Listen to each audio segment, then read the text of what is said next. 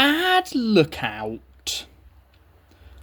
Rheneas and Skarloey were talking quietly to Coldy the next morning when Duncan stormed up, followed by Sir Handel. Hello, chuckled Rheneas. Here we go. I nearly came off, fumed Duncan. Those coaches pushed me. The thin controller says they didn't. He says I kept a bad lookout. We've no money to mend you, he said, and if it happens again, I'll leave you at the back of the shed. Why does he always pick on me? It's not fair. Skarloey said nothing. He just winked at Rheneas like this. Now, as you were saying, Coldy, remarked Rheneas, you had 2 coaches on your trial trip. Do you ever take more? No, our line is steep. Our line is so steep that we're only allowed 1. We each have our own. Mine's called Catherine. I know her well. And that's most important. Why? Asked Sir Handel. They're only coaches. Ours, said Coldy, are something more.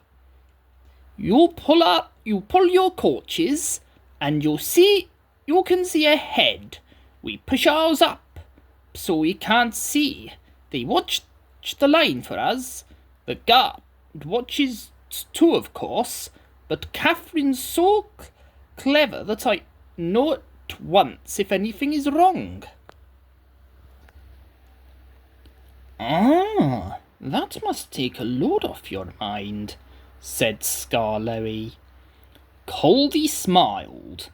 But not off my buffers. Climbing's hard work and needs a lot of steam. My fireman and I have a tiring time in coming down, he went on. It's different. Catherine and I just roll. We need no steam for that.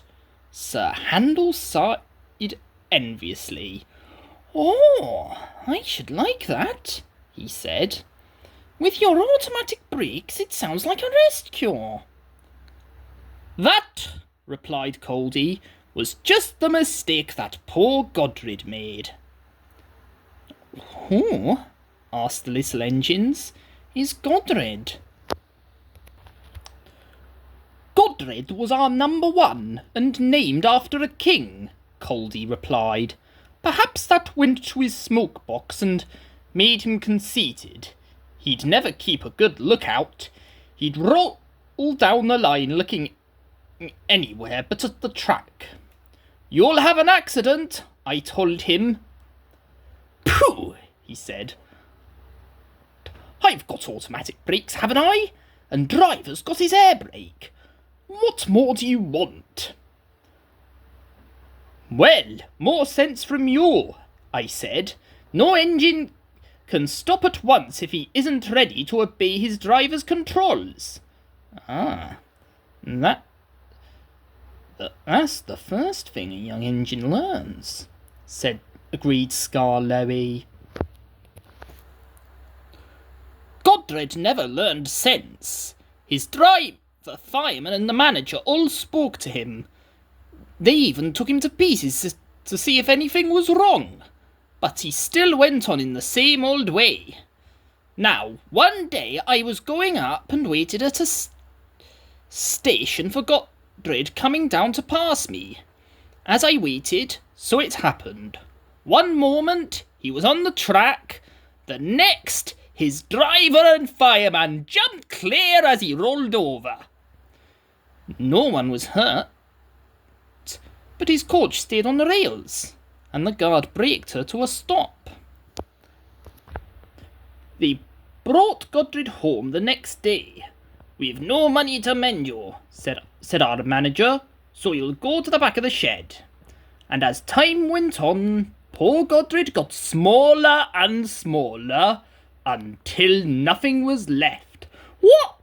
What happened? What happened? Asked Duncan anxiously. But it's not nice to talk about, said Coldy. But what happened? And why isn't it nice? What happened? And why isn't it nice? Our drivers used Godred's parts to mend us, answered Coldy mournfully.